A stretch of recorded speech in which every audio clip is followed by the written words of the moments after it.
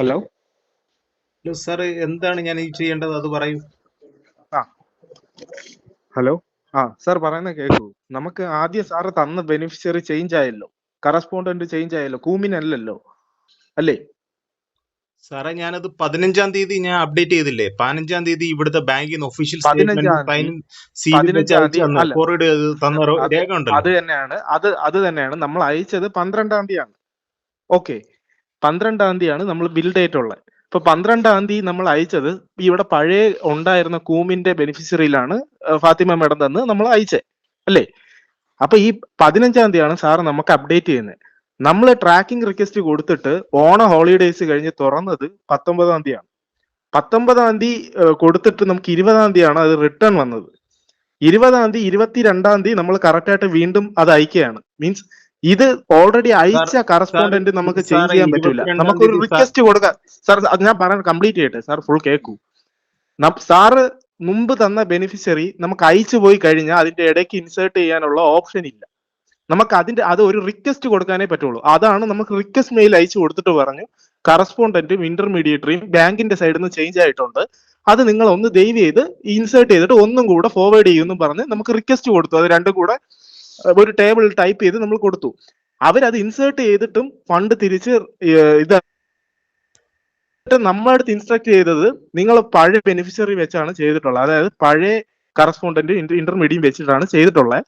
നിങ്ങൾ ഒരു കാര്യം ചെയ്ത് ഫണ്ട് റിട്ടേൺ വന്നിട്ട് നിങ്ങൾ ഒന്നേന്ന് ഈ ബെനിഫിഷ്യറിയും കറസ്പോണ്ടന്റും ഇന്റർമീഡിയറ്ററി നിങ്ങൾ ഒന്നേന്ന് കറക്റ്റ് ആയിട്ട് ആഡ് ചെയ്തിട്ട് ഫ്രഷ് ട്രാൻസാക്ഷൻ ആയിട്ട് ചെയ്താൽ മാത്രമേ പോകത്തുള്ളൂ.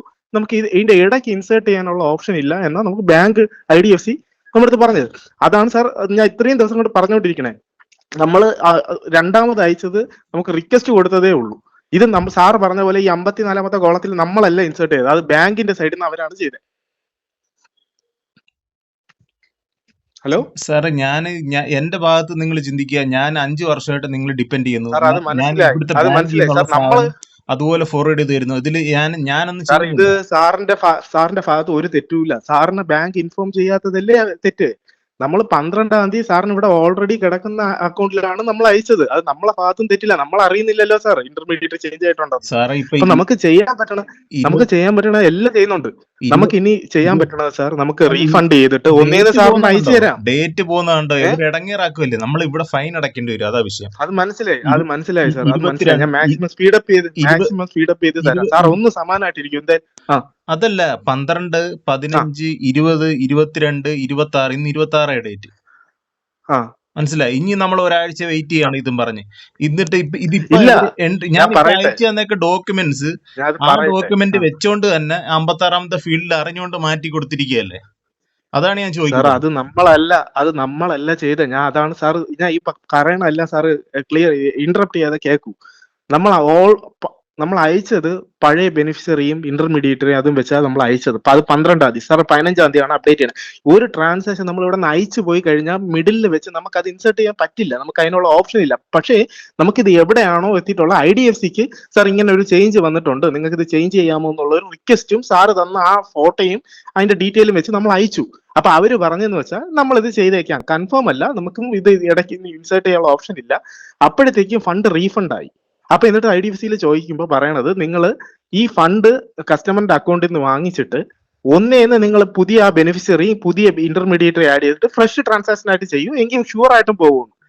അതാ അത്രയും ഇതിൽ സംഭവിച്ചിട്ടുള്ളൂ സാർ. ഇതില് സാറിന്റെ ഭാഗത്തും ഒരു തെറ്റുമില്ല, നമ്മളെ ഭാഗത്തും ഒരു തെറ്റുമില്ല. നമ്മൾ ബെനിഫിഷ്യറി ഇത് ചേഞ്ച് ആയാലും പറഞ്ഞില്ലല്ലോ. ഇപ്പൊ ഇവിടുത്തെ ബാങ്കുകാർ പറഞ്ഞതിന്റെ കൂട്ടുള്ള മെസ്സേജ് നിങ്ങൾ ആ ബാങ്കുകാർക്ക് ഫോർവേഡ് ചെയ്താൽ മാത്രമേ അത് മാറത്തുള്ളൂ. 56-ാമത്തെ ഫീൽഡിൽ ഇതാണ് എൻട്രി ചെയ്യേണ്ടതെന്നുള്ള നിങ്ങൾ ഇനി അവർക്ക് മെയിൽ അയക്കണോ?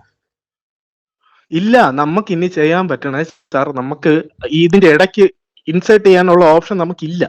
നമുക്ക് ചെയ്യാൻ പറ്റുന്ന പുതിയൊരു തെറ്റിച്ചെന്നല്ലേ പറയുന്നത്. ഇപ്പൊ ബാങ്കുകാര് 56-ാമത്തെ ഫീൽഡിൽ തെറ്റിച്ച അത് പഴയതാണ്. ആ 56-ാമത്തെ ഫീൽഡിൽ കിടക്കുന്നത് അത് പഴയ ബെനിഫിഷ്യറി ആണ്. ബാങ്കുകാർ അത് ഇൻസേർട്ട് ചെയ്യാൻ നമുക്ക് ഓപ്ഷൻ ഇല്ല. ഫണ്ട് പോയി കഴിഞ്ഞു കഴിഞ്ഞാൽ നമുക്ക് അതിന്റെ ഇടയ്ക്ക് ചേഞ്ച് ചെയ്യാനുള്ള ഒരു ബാങ്കിനും ഇല്ല സാർ. ഇപ്പൊ ഈവൻ SBI എവിടെയാണെങ്കിൽ പോലും ഇപ്പൊ ഫണ്ട് നമ്മൾ ഇതിന്ന് ഒരു ഫേമിൽ നിന്ന് പോയി കഴിഞ്ഞാൽ അത് എവിടെയാണോ നിൽക്കുന്നത് അവിടെ കയറി നമുക്ക് ഇൻസേർട്ട് ചെയ്യാനുള്ള ഓപ്ഷൻ അവർ റൈറ്റ് ആ കൺസേൺഡ് ബാങ്ക് തരത്തില്ല. നമുക്ക് റിക്വസ്റ്റ് 22-ാം തീയതി ചേഞ്ച് ആയിട്ടില്ല. 22-ാം തീയതി നമ്മൾ റിക്വസ്റ്റ് കൊടുത്തു. അതായത് സാർ ഇന്ന ഈ